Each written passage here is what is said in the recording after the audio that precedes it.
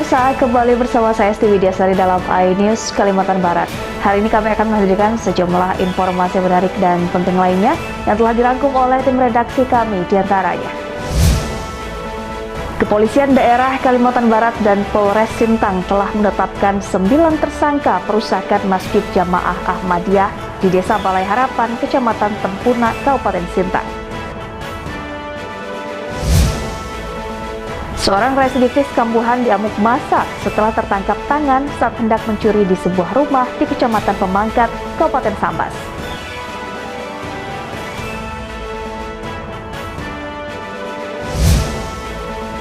Dan ratusan rumah di Kabupaten Melawi terendam banjir akibat intensitas curah hujan yang cukup tinggi dalam beberapa hari terakhir.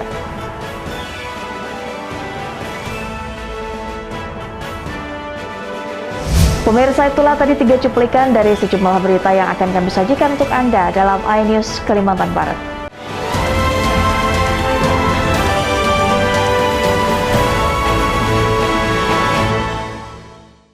Kita ke informasi pertama. Pemirsa, Kepolisian Daerah Kalimantan Barat dan Polres Sintang telah menetapkan pelaku perusakan Masjid Jamaah Ahmadiyah dan perusakan bangunan di samping masjid yang berada di Desa Balai Harapan, Kecamatan Tempuna, Kabupaten Sintang. Dari 12 orang yang diperiksa, 9 orang diantaranya sudah ditetapkan sebagai tersangka pelaku perusakan. Hal ini dikatakan Kepala Bidang Humas Polda Kalbar, Kombes Polisi Doni Charles Go pada Senin sore, terkait perkembangan perusakan masjid dan bangunan di sebelahnya yang berada di Desa Balai Harapan, Kecamatan Tempunak, Kabupaten Sintang pada 3 September lalu. Awalnya pihak kepolisian mengamankan 10 orang yang dicurigai sebagai pelaku, namun pada malam hari kejadian pihak kepolisian menambah 2 orang lagi. Dari hasil pemeriksaan dan rekaman maupun alat bukti lain, pihak kepolisian menetapkan 9 orang tersangka perusakan masjid dan bangunan di sebelahnya. Dari 9 tersangka, pihak kepolisian masih melakukan pengembangan dan tidak menutup kemungkinan akan ada penambahan tersangka karena pihak kepolisian masih menyelidiki kasus ini. Sejak kemarin, jajaran Polda Kalbar dan Polres Sintang itu sudah mengamankan awalnya 10 orang, kemudian malam harinya menjadi 12 orang.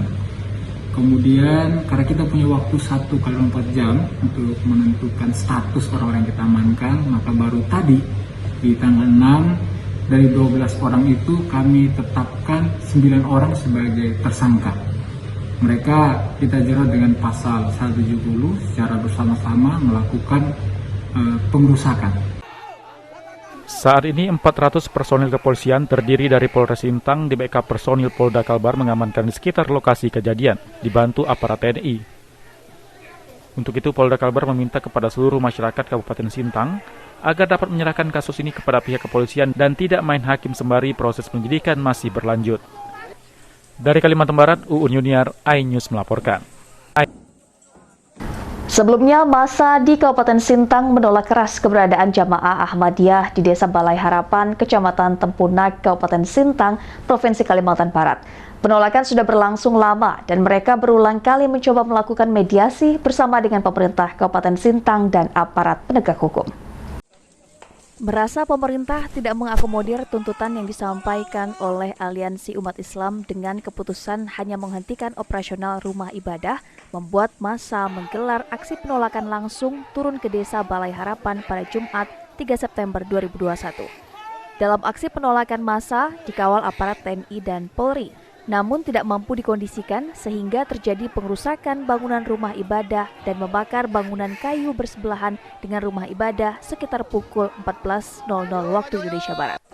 Sebanyak 72 orang dari 22 KK Jamaah Ahmadiyah Indonesia terpaksa diamankan oleh aparat penegak hukum untuk menghindari amukan massa.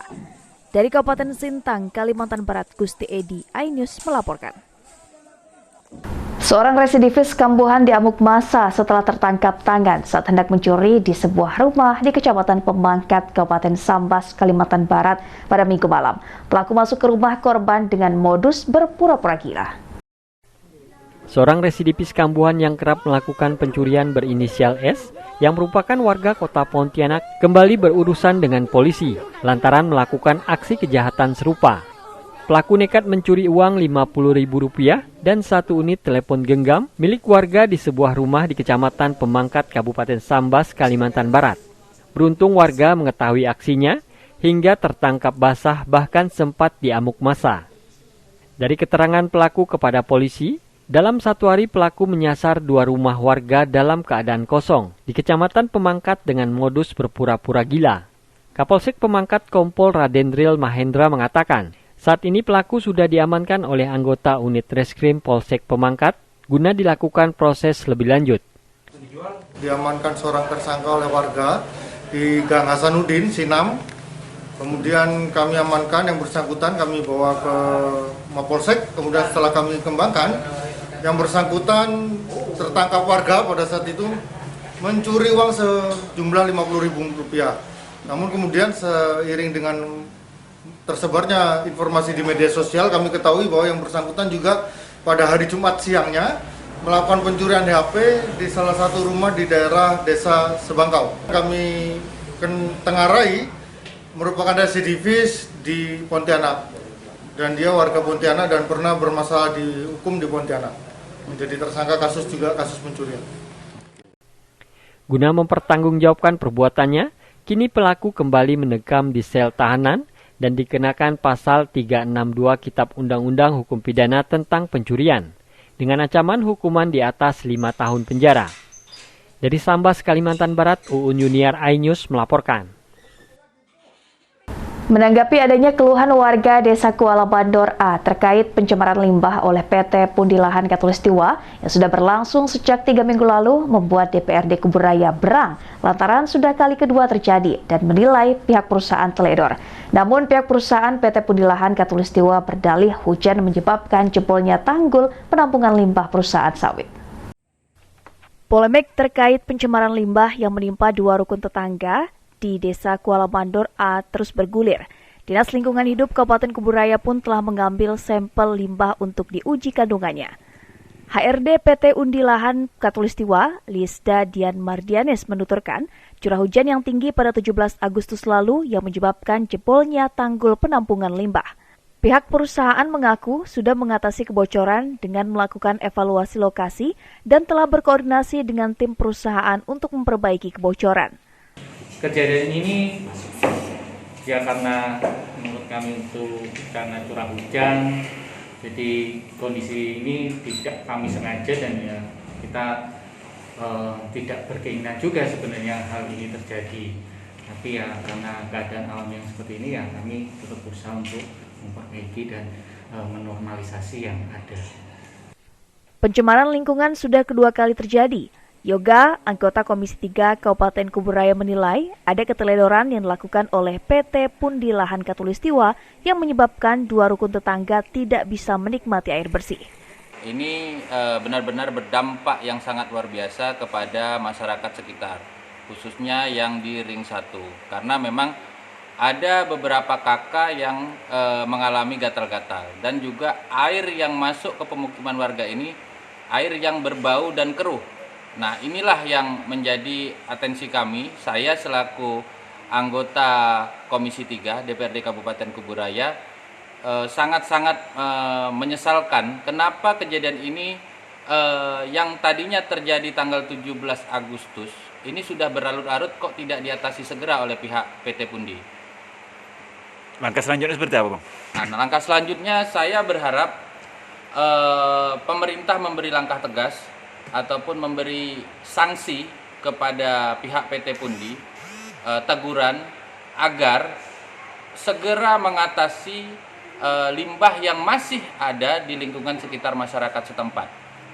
Yoga pun menyayangkan jika pemberian bantuan yang diberikan oleh PT Pundilahan Katulistiwa kepada masyarakat yang diperuntukkan untuk menampung air bersih sebagai MCK warga ternyata hanya drum bekas yang diberikan. Dari Kabupaten Kuburaya, Faisal Abu Bakar, iNews melaporkan.